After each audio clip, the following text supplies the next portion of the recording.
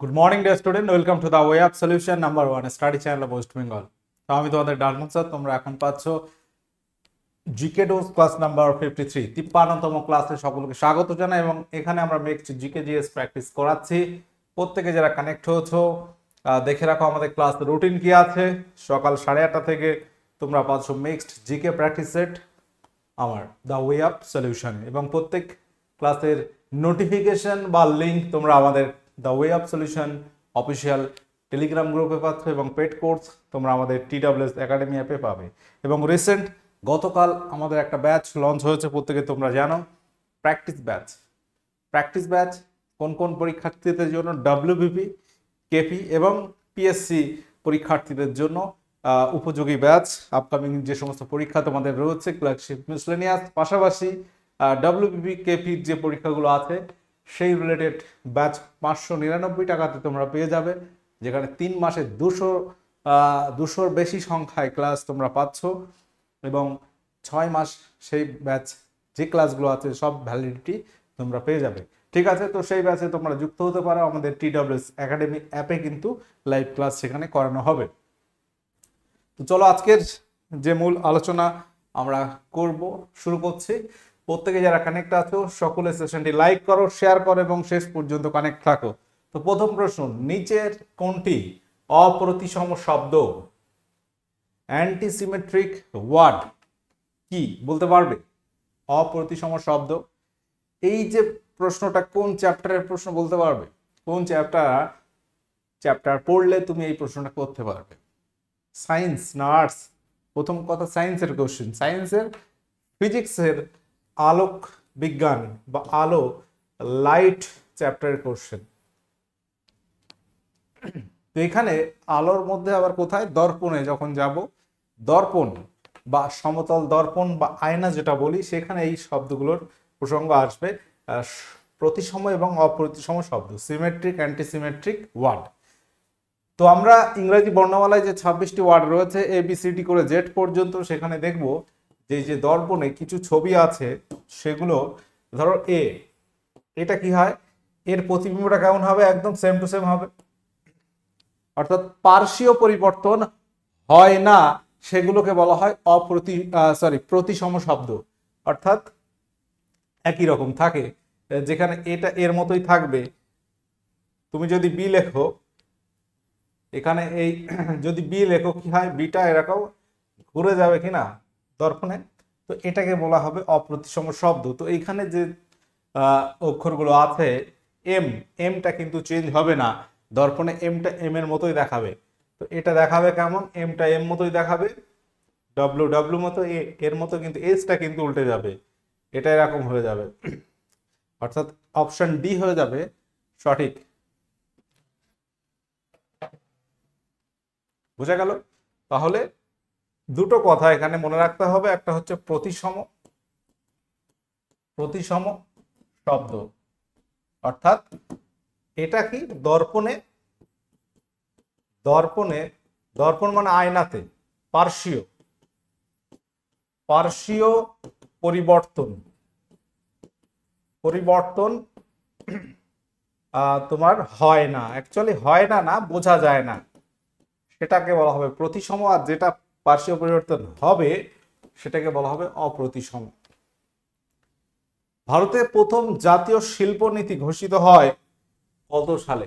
শিল্পনীতি, একটা হচ্ছে শিক্ষানীতি, 1964, শিক্ষানীতি, জাতীয় শিক্ষানীতি 1968-এ, 68-এ আছে শিক্ষানীতি, কোঠারি কমিশন। আর এটা হচ্ছে শিল্পনীতি 1948, এবং এই শিল্পনীতি ঘোষণা হয়েছিল, তৎকালীন শিল্পমন্ত্রী ছিল শ্যামাপ্রসাদ মুখার্জি। ভারতের প্রথম শিল্পনীতি। পরবর্তী শিল্পনীতি, দ্বিতীয় শিল্পনীতি কবে ঘোষিত হয় বলতে পারবে? 1956, মহালনবিশ মডেল অনুযায়ী, প্রশান্ত চন্দ্র মহালনবিশ, তার মডেল অনুযায়ী আমরা জানি দ্বিতীয় পঞ্চবার্ষিকী পরিকল্পনা, এবং সেই সময় দ্বিতীয় শিল্পনীতি ঘোষিত হয়। আর এটা ছিল প্রথম শিল্পনীতি।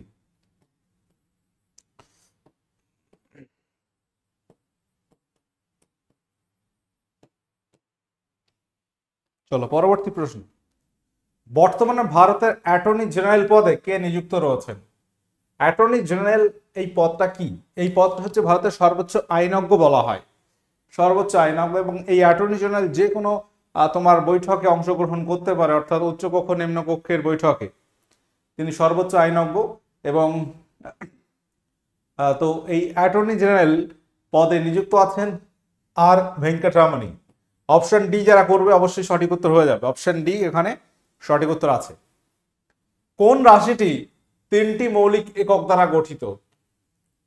তো এখানে একটু জটিল কোশ্চেন বলতে পারো এটা, বা একটু কঠিন এটা হতে পারে যদি তুমি না জানো।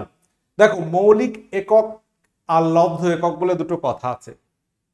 আমরা যে এককগুলো পাচ্ছি সেই একক, অর্থাৎ ভরের একক কিলোগ্রাম, সময়ের একক সেকেন্ড, তাই তো? এইগুলো একটা একটা একক, দৈর্ঘ্যের একক মিটার, কিলোমিটার, ফুট, গজ, যাই হোক আছে। তো এই যে এককগুলো আছে, এই টোটাল এককগুলোকে আমরা দুটি ভাগে ভাগ করতে পারি। কিরকম? একটা হচ্ছে মৌলিক একক বা প্রাইমারি বা ফান্ডামেন্টাল ইউনিট বলা হয়। মৌলিক একক বা ফান্ডামেন্টাল ইউনিট যারা স্বতন্ত্র, অর্থাৎ কোনো এককের সাহায্যেই তৈরি হয়নি, নিজে নিজেই আছে, শুধু একটাই। ধরো দৈর্ঘ্যের একক মিটার, ওটা কিন্তু একটা মৌলিক একক। এবার তুমি যেই গতিবেগ বলবে, গতিবেগ মানে কি? দূরত্ব বাই সময়, অর্থাৎ সরণ বাই সময়। সরণ মানে একটা দূরত্বের একক, আবার একটা সময়ের একক। তোমার গতিবেগের একক পরিমাপ করতে দুটো একক লাগছে, ভালো করে খেয়াল করো। তাহলে এটা একটা মৌলিক একক হচ্ছে দৈর্ঘ্যের একক, শুধু বলতে পারো। দেখো, এই জিনিসগুলো একটু বোঝার রয়েছে, বুঝে নাও। দৈর্ঘ্যের একক ধরো তুমি বললে মিটার বা সেন্টিমিটার, এগুলো হচ্ছে মৌলিক একক। কারণ অন্য কোনো সেন্টিমিটার বোঝাতে কি আর কোনো রাশি প্রয়োজন নেই। মৌলিক একক। আর একটা কি বললাম? লব্ধ একক। লব্ধ একক মানে এক বা একাধিক মৌলিক একক যুক্ত হয়ে তৈরি হবে লব্ধ একক। এবার ক্ষেত্রফল, ক্ষেত্রফলের একক কি? ধরো মিটার স্কোয়ার, এসআই পদ্ধতিতে, অর্থাৎ মিটার ইন্টু মিটার। ক্ষমতা, ক্ষমতা মানে কি? কার্য বাই সময়, কার্য বাই সময়। কার্য মানে কি? কার্য মানে হচ্ছে তুমি প্রযুক্ত বল ইন্টু সরণ, বল ইন্টু সরণ, আর সময়। তাহলে এখানে তুমি 3টে একক পাচ্ছ, ঠিক আছে? দেখো, বলটাকে ভাঙলে আমরা আবার কি পাবো? ভর ইন্টু ত্বরণ। তাহলে দ্রুতি, দ্রুতির একক কি আছে? এখানে এই যে ক্ষমতার একক, অ্যাকচুয়ালি এই যে 3টে একক দ্বারা গঠিত বলতে গেলে বলের একক, সরণের একক, সময়ের একক। ওকে। আবার তুমি যদি বলো স্যার বল মানে তো ভর ইন্টু ত্বরণ, সেখানে আবার ভরের একক চলে আসছে, ত্বরণের একক চলে আসছে। তাহলে তুমি যদি খেয়াল করো, তাহলে এখানে আমি যদি একটু দেখাই ডিটেলসে, তুমি যদি বলো স্যার বলের একক কি? বল মানে হচ্ছে ভর ইন্টু ত্বরণ, ভর ইন্টু ত্বরণ। তাহলে 3টে হলো কই? আরো তো বেশি হয়ে যাচ্ছে। আবার ত্বরণ মানে হচ্ছে, ত্বরণ মানে হচ্ছে বেগ বাই সময়, তাই তো? বেগ বাই সময় ত্বরণ মানে। তাহলে এত কিছু জটিলে না গিয়ে আমরা যদি ডাইরেক্ট দেখি, এখানে ভরের একক তুমি এম লিখলে, এম। ত্বরণ মানে হচ্ছে এটা হচ্ছে ধরো, সরি, এম মাস লেখার কথা, এখানে ধরো আমি কেজি লিখলাম, কেজি লিখলাম, ইন্টু বেগের একক metre per second square, KG into metre per second square. এটা তাহলে কি কি পেলাম? KG, metre, second square. এখানে কি কি ছিল? সরণ মানেও কি? মিটার, আর সময় মানে কি? সেকেন্ড। তাহলে এই বলের একক হচ্ছে KG, KG into metre per second square. এখানে সরণের একক তুমি মিটার পাবে, সময়ের একক সেকেন্ড পাবে। অর্থাৎ এখানে অ্যাকচুয়ালি যে 3টে এককের কথা বলছি, 3টি মৌলিক একক বলতে কি কি আসছে? কেজি মানে ভরের একক আসছে, এই মিটার, এই মিটার মানে এই দুটো দৈর্ঘ্যের একক আসছে, আর সেকেন্ড, সেকেন্ড মানে সময়ের একক। অর্থাৎ ভর, দৈর্ঘ্য এবং সময়, এই 3টি মৌলিক এককের সমন্বয়ে আমরা ক্ষমতার একক পাচ্ছি। মানে অনেক জটিল একটা আলোচনায় গেলাম। আচ্ছা, এখানে একটা প্রশ্ন আছে কারেন্ট অ্যাফেয়ার্স থেকে। সম্প্রতি প্রকাশিত international intellectual property index 2024 Bharat কততম স্থানে রয়েছে? ইন্টারন্যাশনাল ইন্টেলেকচুয়াল প্রপার্টি ইন্ডেক্স, আমরা একটা সংস্থা আছে জানি, উইপো, ওয়ার্ল্ড ইন্টেলেকচুয়াল প্রপার্টি অর্গানাইজেশন, যার হেডকোয়ার্টার হচ্ছে সুইজারল্যান্ডের জেনেভাতে। কোথায় রয়েছে? জেনেভাতে রয়েছে। ঠিক আছে, তো সুইজারল্যান্ডের জেনেভাতে এই যে উইপো আছে, এই উইপোই কিন্তু এই ইন্টেলেকচুয়াল প্রপার্টি ইন্ডেক্স প্রকাশ করে, এবং এখানে ভারতবর্ষের র্যাঙ্ক 55 দেশের মধ্যে আছে 42তম। 2023 সালেও এটা 42এই ছিল, এবারও 42তম জায়গায় আছে। বলো, নালন্দা বিশ্ববিদ্যালয় কে প্রতিষ্ঠা করেন? নালন্দা বিশ্ববিদ্যালয় কে প্রতিষ্ঠা করেন? সঠিক উত্তর কি হবে? সকলে অ্যান্সার করো। Very very important question. Nalanda বিশ্ববিদ্যালয় এটি প্রতিষ্ঠা করেছিলেন গুপ্ত সম্রাট কুমারগুপ্ত, বা তুমি এটাকে বলতে পারো প্রথম কুমারগুপ্ত। ঠিক আছে, যদি প্রথম দ্বিতীয় থাকে তখন তোমরা কি উত্তর করবে? বলবে গুপ্ত সম্রাট প্রথম কুমারগুপ্ত। এই প্রথম কুমারগুপ্ত বা কুমারগুপ্ত এখানে নালন্দা বিশ্ববিদ্যালয় প্রতিষ্ঠা করেছিল। এই কুমারগুপ্তের পুত্র কে ছিল? স্কন্দগুপ্ত, যাকে বলা হয় গুপ্ত সাম্রাজ্যের হুন আক্রমণ প্রতিরোধ করে যিনি, তাকে গুপ্ত সাম্রাজ্যের রক্ষাকর্তা বলা হয়। তো গুপ্ত বংশীয় শ্রেষ্ঠ রাজা আমরা কি জানি? সমুদ্রগুপ্ত। এবং প্রথম রাজা কি হবে? গুপ্ত সাম্রাজ্যের প্রতিষ্ঠাতা, বলো? শ্রীগুপ্ত। আচ্ছা, দিল্লির সুলতান বংশ কার আক্রমণে ধ্বংস হয়েছিল? সুলতানি বংশ আর কি। সুলতানি বংশ কার আক্রমণে ধ্বংস হয়েছিল? অর্থাৎ এটা আমরা যদি বলি বাবর। সুলতানি বংশের ধ্বংস মানে অ্যাকচুয়াল পতন হয়েছিল। তাহলে ইব্রাহিম লোদিকে হটিয়ে আমরা জানি বাবর মুঘল সাম্রাজ্যের প্রতিষ্ঠা করছে, এবং সুলতানি বংশ ওখানে স্টপ। তো এই সুলতানি বংশে চেঙ্গিস খাঁ একবার ভারত আক্রমণ করেছিল, তৈমুর লং একবার ভারত আক্রমণ করেছিল। চেঙ্গিস খাঁ আক্রমণ করে 1221 সালে। তখন কে ছিল? ইলতুৎমিশ। ইলতুৎমিশ তাকে নানান রকম উপঢৌকন দিয়ে বিদায় করে দিয়েছিল। তার পরবর্তী 1398 সালে তৈমুর লং ভারত আক্রমণ করে। তখন 1398 ছিল কি বংশ? বংশটা ছিল তুগলক বংশের সময়কাল। ওকে, তৈমুর লং। নাদির শাহ ভারত আক্রমণ করে, সেই মোহাম্মদ শাহ, মুঘল সম্রাট মোহাম্মদ শাহ, তার সময় নাদির শাহ ভারত আক্রমণটা সেই কত সালে? 1739 সালে। অনেক পরে, দেখো 1300 থেকে প্রায় 350-400 বছর পরে। ওকে, 1969 সালে ভারতে কতগুলি ব্যাংকের রাষ্ট্রীয়করণ করা হয়েছিল? 1969 সাল বলতে পারবে এই সময়টা কোন পঞ্চবার্ষিকী পরিকল্পনা চলছিল? 1969 সালে ইন্দিরা গান্ধীর সময়ে তৎকালীন প্রাইম মিনিস্টার কে ছিল? ইন্দিরা গান্ধী।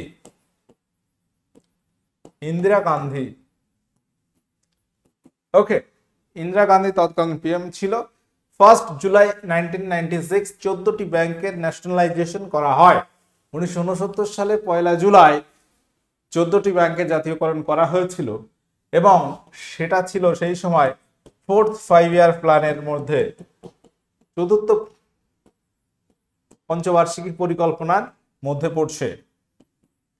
ওকে, তাহলে এই ইনফরমেশন গুলো তোমাকে নোট করতে হবে যে তৎকালীন প্রধানমন্ত্রী কে ছিল এবং তখন কোন পঞ্চবার্ষিকী পরিকল্পনা চলছিল। পেয়ারাতে কি ধরনের ভিটামিন থাকে? পেয়ারাতে কি ধরনের ভিটামিন থাকে বলতে পারবে? পেয়ারা ফল, এখানে ভিটামিন ডি, এ, সি নাকি কোনোটাই নয়? সঠিক উত্তর হবে ভিটামিন সি থাকে পেয়ারাতে। ভিটামিন সি থাকে, আরো ফল লিখতে পারো আমলকি, আমলকিতে থাকে ভিটামিন সি, লেবুতে থাকে, আর অন্যান্য ফলে ভিটামিন সি থাকে। ভিটামিন সি এর রাসায়নিক নাম কি? দেখো, ভিটামিন চ্যাপ্টারটা খুবই ইম্পর্টেন্ট এবং এখান থেকে পরীক্ষা তুমি প্রশ্ন পাবে এবং সহজ চ্যাপ্টার, তোমার মনে থাকবে এবং ভালোও লাগবে। এই চ্যাপ্টারটা পড়তে সকলেরই ভালো লাগে। তো ভিটামিন থেকে কথা বললে 1 ঘন্টা কথা বলা যায়, কারণ ভিটামিন আবিষ্কার করেছে বিজ্ঞানী ক্যাসিমির ফ্র্যাঙ্ক 1911 সালে। ভিটামিনের কাজ কি? দেহকে রক্ষা করা। ভিটামিন কয় প্রকার, কি কি? ভিটামিন 2 প্রকার। একটা হচ্ছে জলে দ্রাব্য, আর কিছু ভিটামিন আছে ফ্যাটে দ্রাব্য। জলে দ্রাব্য vitamin B complex, C, P. ফ্যাটে দ্রাব্য vitamin A, D, E, K. তো এগুলো তো আছে। পাশাপাশি তুমি বলতে পারো প্রত্যেকটা ভিটামিন কি আছে, তার উৎস কি, তার অভাবজনিত রোগ কি হয়, তার রাসায়নিক নাম কি। যেমন ভিটামিন সি এর কথাই যদি বলি, ভিটামিন সি এর রাসায়নিক নাম হচ্ছে কি? Ascorbic acid. Ascorbic acid. Vitamin C এর রাসায়নিক নাম হচ্ছে ascorbic acid. Okay. Vitamin C এর অভাবজনিত রোগ কি হয়? পায়োরিয়া, দাঁতের মাড়ি ফলে। স্কারভি রোগ হয়। স্কারভি রোগ হয় কোন ভিটামিনের অভাবে? পরীক্ষায় প্রশ্নটা ডিরেক্ট আসে। স্কারভি রোগ ভিটামিন সি এর অভাবে হয়। তো এই প্রশ্নগুলো আমাদের মনে রাখতে হবে। সর্বোদয় প্ল্যান কে তৈরি করেছিলেন? বলতে পারবে? সর্বোদয় প্ল্যান কে তৈরি করেছিলেন? বলো কি হবে সঠিক উত্তর? জয়প্রকাশ নারায়ণ, জওহরলাল নেহেরু, সুভাষচন্দ্র বসু, মহাত্মা গান্ধী।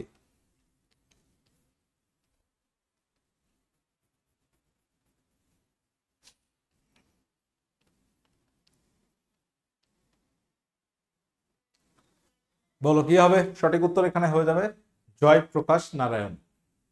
এই সর্বোদয় প্ল্যান কবে করা হয়েছিল? 1950 সালে, 1950-তে। এই প্ল্যানটা কি? দিস প্ল্যান এমফাসিসড, অর্থাৎ জোর দেওয়া হয়েছিল কিসের উপরে? অন এগ্রিকালচার, অর্থাৎ কৃষিকাজ, and small and cottage industry, ছোট ছোট ক্ষুদ্র শিল্প, কুটির শিল্পের উপরে এই প্ল্যানটি কাজ করছিল। অর্থাৎ এই প্ল্যান গঠিত হয়েছিল 1950 সালে। কে প্ল্যান তৈরি করেছেন? জয়প্রকাশ নারায়ণ। দুটো প্রশ্ন হলো, এবং কিসের জন্য? এগ্রিকালচার, অর্থাৎ কৃষিকাজ এবং ছোটখাটো কুটির শিল্পের উপরে এই প্ল্যানটা কাজ করছিল। ঠিক আছে। এবং আরেকটা ইনফরমেশন একই রকম, যেটা মনে রাখতে পারো, সর্বোদয় সমাজ এটা গঠন করেন বিনোবা ভাবে।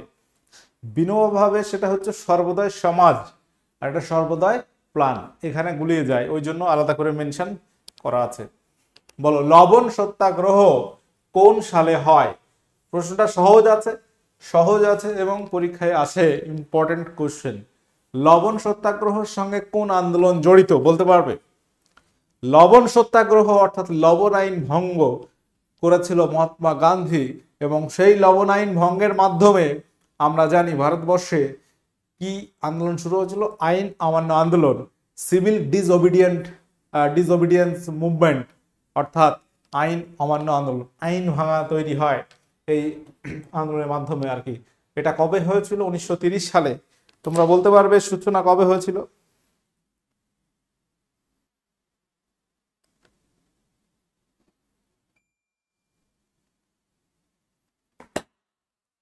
এর সূচনা হয়েছিল 1930 সালের 6 এপ্রিল।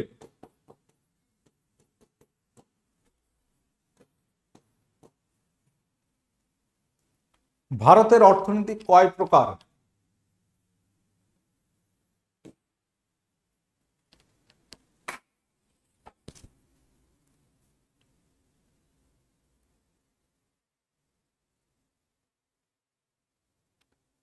ভারতের অর্থনীতি কয় প্রকার?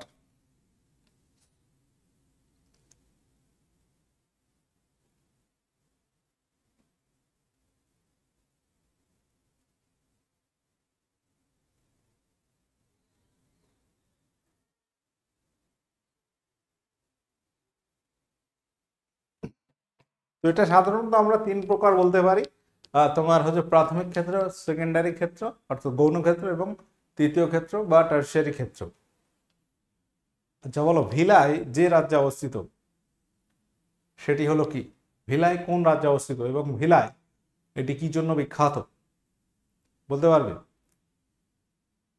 তো এই ভিলাই আমরা জানি স্টিল প্লান্ট রয়েছে, অর্থাৎ এখানে তোমার ভিলাই স্টিল প্লান্ট এটি যে রাজ্যে অবস্থিত সেটি হচ্ছে মধ্য ছত্তিশগড়। ছত্তিশগড়ের ভিলাই। বলতে পারবো এই যে ভিলাই স্টিল প্লান্ট এটি গঠিত হয়েছিল কোন দেশের সহযোগিতায়? তোমরা কমেন্ট করে জানাবে যে কোন দেশের সহযোগিতায় এই ভিলাই স্টিল প্লান্ট গড়ে ওঠে। আচ্ছা, এবার প্রশ্ন হচ্ছে যে শনি, শনি একটা গ্রহ, এর সবচেয়ে বড় উপগ্রহের নাম কি? আমরা যদি এখন দেখি বর্তমানে যে তথ্য পাওয়া গেছে যে কোন গ্রহের সব থেকে উপগ্রহের সংখ্যা বেশি, সেখানে দেখতে পাচ্ছি শনির এখন সব থেকে উপগ্রহের সংখ্যাটা বেশি এবং সেই সংখ্যাটা প্রায় 100-র বেশি। শনির এই যে উপগ্রহগুলো আছে তার মধ্যে সবচেয়ে বড় উপগ্রহ কি?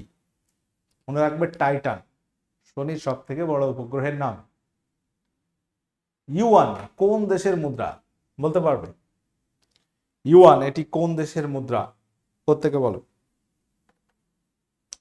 এটি হচ্ছে চীন দেশের মুদ্রার নাম ইউয়ান।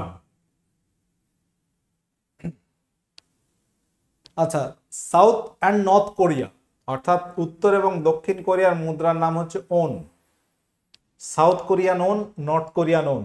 চায়নার মুদ্রা হচ্ছে ইউয়ান অ্যান্ড রেনমিনবি। দুই ধরনের মুদ্রা আছে চায়নার, মানে নাম আর কি, দুটো নাম মনে রাখতে পারো। পরবর্তী প্রশ্ন, বীরবলের আসল নাম কি ছিল? বীরবল একটা বিদূষক ছিল আকবরের সময়, তার সভাকবি ছিল বীরবল। এই বীরবল একজন রাজপুত ছিলেন এবং তার প্রকৃত নাম ছিল মহেশ দাস। ভারতের প্রথম আন্তর্জাতিক চলচ্চিত্র উৎসব কোথায় হয়?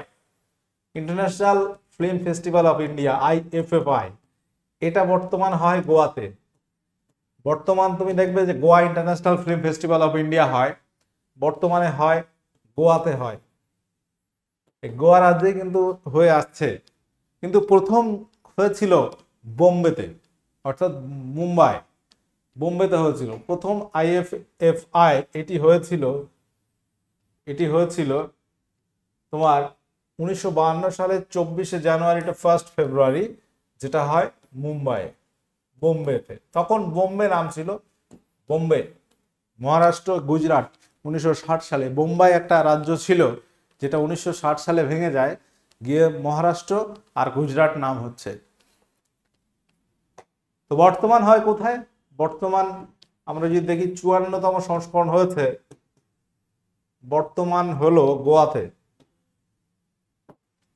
হয়, এখন গোয়াতে হয় এটা। কে লিখেছেন নেভার গান্ধী নট এগেন? এই বইটি কার লেখা? নেভার গান্ধী নট এগেন বইটি কার লেখা? আর কে নারায়ণ, নরসিংহ রাও, উমেশ সাইগাল, রাস্কিন বন্ড। সঠিক উত্তর মনে রাখবে উমেশ সাইগাল, অপশন সি। ষোড়শ মহাজন পদগুলির মধ্যে কোন দুটি প্রজাতান্ত্রিক ছিল? সহজ প্রশ্ন। ষোড়শ মহাজন পদ মানে 16টি মহাজন পদ ছিল, যেখানে একটি মাত্র ছিল দক্ষিণ ভারতে, সেটার নাম আছে, এবং দুটি ছিল প্রজাতান্ত্রিক যেখানে ভোট হতো আর কি, বরিজি মল্ল। দক্ষিণ ভারতে যে মহাজন পদটি ছিল তার নাম কি? গোদাবরী নদীর তীরে ছিল অসমক। অসমক এটি ছিল দক্ষিণ ভারতে, বাদবাকি সব কোথায় ছিল? বাদবাকি ছিল বেশিরভাগ উত্তর ভারত, উত্তর পশ্চিম ভারত, মধ্য ভারত। ব্যালেন্স। আমাদের বাংলাতে কোনো মহাজন পদ ছিল না, এটা মনে রাখবে। অনেক সময় তোমার মাথায় প্রশ্ন আসতে পারে, স্যার বাংলাতে কি ছিল? মগধ ছিল উত্তর বিহার, বিহারে বেশ কিছু ছিল, বাংলাতে কোনো মহাজন পদ ছিল না। বাংলা, আসাম, এখানে কোনো মহাজন পদ ছিল না, মানে অর্থাৎ এই ষোড়শ মহাজনের মধ্যে এখানে কোনোটি ছিল না, এটা কিন্তু মনে রাখবে। এবং বেশ কিছু মহাজনপদ, যেমন ইন্দ্রপ্রস্থ, ইন্দ্রপ্রস্থ না, বারাণসী ছিল, তক্ষশিলা ইত্যাদি ইম্পর্টেন্ট বেশ কিছু ছিল। মগধ ছিল, মগধে শেষ পর্যন্ত সাম্রাজ্য গড়ে ওঠে। নিচের কোন ঘটনাটি চাঁদের পৃষ্ঠে লক্ষ্য করা যায় না? দেখো প্রশ্নটি খুব ইম্পর্টেন্ট কিন্তু, হ্যাঁ, পরীক্ষায় প্রশ্নটা পাবে। এখানে তারা ঝিকিমিকি বোঝা যাবে না, সূর্যের উদয় অস্ত যাওয়া তুমি বুঝতে পারবে, চাঁদে সূর্য গ্রহণ বোঝা যাবে, ধূমকেতুর গতি বোঝা যাবে, কিন্তু তারার ঝিকিমিকি এটা বোঝা যায় না। কারণ হচ্ছে তারার ঝিকিমিকিটা কেন আমরা দেখি? আলোর প্রতিসরণের জন্য। কারণ আলোক রশ্মি যখন মাধ্যম চেঞ্জ করে, একটা মাধ্যম আস্তে আস্তে অন্য মাধ্যমে প্রবেশ করছে, তার ফলে এই ঝিকিমিকি দেখা যায়। অর্থাৎ আমরা জানি যে বায়ুমণ্ডলের যে স্তরগুলো রয়েছে সব স্তরের ঘনত্ব সমান নয়, কোনো স্তর হালকা, কোনো স্তর ঘন, এইরকম ব্যাপার রয়েছে। এবং যার কারণে আলো মানে কি ডিরেকশন একটু একটু করে, ধরো এই একটা মাধ্যম, আলো এইভাবে গেল, এরকম হয়ে গেল, এটা হয়তো ঘন মাধ্যম, আবার এটা লঘু মাধ্যম হলো, এরকম সরে গেল, ঠিক আছে, আবার এরকম হয়ে যেতে পারে। মাধ্যম চেঞ্জ হতে হতে আলোক রশ্মিটা কি হচ্ছে? আলোক রশ্মিটার ডিরেকশনটা পরিবর্তন হচ্ছে, এবং যার ফলে আমরা এই যে ঝিকিমিকি ব্যাপারটা অনুভব করি। আচ্ছা, বর্তমানে আমাদের এই ব্যাচগুলো চলছে, পাশাপাশি আমরা একটা প্র্যাকটিস ব্যাচ লঞ্চ করেছি। প্র্যাকটিস ব্যাচ প্রত্যেকে যারা কানেক্ট আছো এই ব্যাচটা নাও। প্রত্যেককে বলবো যে মাত্র 599-এ অনেকগুলো টিচার রয়েছে, এই সুযোগ তুমি আর পাচ্ছ না।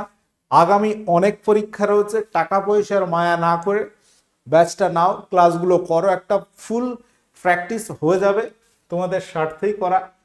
ব্যাচটা প্রত্যেকে নাও। এই ইউটিউব ক্লাস দেখছো, ওই ব্যাচটাও নাও। একটা চ্যাপ্টার ভিত্তিক যখন এমসিকিউ প্র্যাকটিস করানো হবে, দেখবে চ্যাপ্টারের যে ঘাটতিগুলো আছে তুমি নিজে বুঝতে পারবে এবং সেই ঘাটতিগুলো পূরণ করতে পারবে। এখন যে অবস্থায় তুমি আছো সেটা তোমাকে দেখতে হবে। একটা পরীক্ষা দাও, যে কোনো একটা, এই ধরো আমরা 25টা প্র্যাকটিস কোশ্চেন করাচ্ছি, এখানে তুমি কত পাচ্ছ সেটা খেয়াল কর। এখানে হ্যাপাজেটলি রয়েছে সব সাবজেক্টের কোশ্চেন। এখানে তুমি যে সাবজেক্ট পাচ্ছ না সেটা তো তোমার মাইনাস পয়েন্ট রয়েছে, এবং যে সাবজেক্ট কোন চ্যাপ্টার থেকে প্রশ্নটা পারলে না সেটা তোমাকে বুঝতে হবে। তো সেই বুঝে তোমার ঘাটতিগুলো আগে পূরণ করতে পারলেই তুমি কিন্তু চাকরিটা পাবে। তো এই যে প্র্যাকটিস ব্যাচে কি হবে, যখন চ্যাপ্টার ভিত্তিক প্র্যাকটিস হবে যে কোনো বিষয়ের, তখন কি হবে, তুমি ওই চ্যাপ্টারের ঘাটতি কতটুকু বুঝতে পারবে, তোমার মানে কি প্রস্তুতিটা আরো ভালো হবে। ঠিক আছে, প্রত্যেকে নাও। প্রথম 3 দিন এই অফার থাকছে, তারপরে 100 টাকা বাড়বে, তারপরে 3 দিন, তারপর থেকে 799 হয়ে যাবে। ওকে, তো এই ব্যাপারটা মাথায় রাখো, আর প্রত্যেকে ব্যাচটা নাও। আশা করি তোমরা অনেক অনেক উন্নতি পাবে এই ব্যাচ থেকে। এবং রেলওয়ের এসএসসি এমটিএস সব রকম প্রস্তুতির ব্যাচ কিন্তু আমাদের চলছে, প্রত্যেকে কানেক্ট থাকো।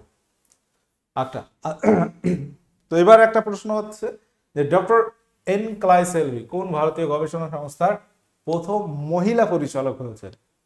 মহিলা মহাপরিচালক হয়েছেন CSIR, council of scientific and industrial research.